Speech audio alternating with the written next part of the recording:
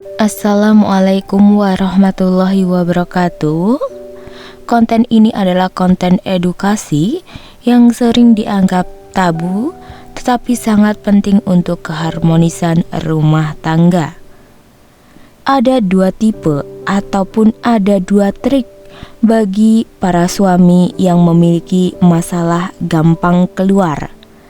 Yang pertama itu adalah mencabut secara sempurna.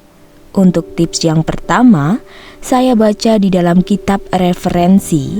Jadi ketika seorang suami sudah memasukkan miliknya kepada istrinya, lalu di dalam hati, suami berkata, "Aduh, ini udah gak tahan nih." Misalkan seperti itu, udah ingin cepat keluar.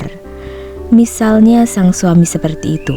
Maka jika sudah ada timbul perasaan di dalam hati sang suaminya udah ingin cepat keluar, maka lekas sang suaminya mencabut miliknya dari milik istrinya secara pelan-pelan ya dicabutnya. Jadi sekali lagi, jika sudah merasa di dalam hati ingin keluar, segera mungkin suami mencabut miliknya dengan pelan-pelan. Tetapi ini dicabut hanya sifatnya sementara saja. Jadi cuma dicabut untuk tujuannya apa? Bertujuan untuk agak sedikit menurunkan rasa syahwatnya itu. Seperti itu. Ketika itu sudah bisa digunakan untuk istrinya, maka di sana sang suami bisa melakukan hal-hal yang dapat membangkitkan gairah istrinya. Jadi bisa melakukan, terserah deh suami mau melakukan apapun itu kepada sang istri, sekiranya yang dapat meningkatkan gairah atau hasrat istrinya. Jadi jika perasaan hati sudah agak sedikit menurun, maka sang suami bisa kembali memasukkannya kepada milik sang istrinya. Sekarang tips yang kedua.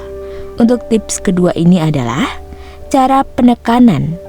Penekanan yang sifatnya sementara saja ya. Jadi penekanan tetapi sifatnya ini sementara. Ketika sang suami sudah masuk kepada milik istrinya dan di sana sang suami sudah mulai merasa gak kuat, ingin mengeluarkan air lutfahnya itu, maka sang suami bisa menekan milik sang suami itu. Jadi ini tidak dikeluarkan milik suaminya, tidak dikeluarkan tetapi tetap di tempatnya, tetap dengan proses penekanan ditekan gitu.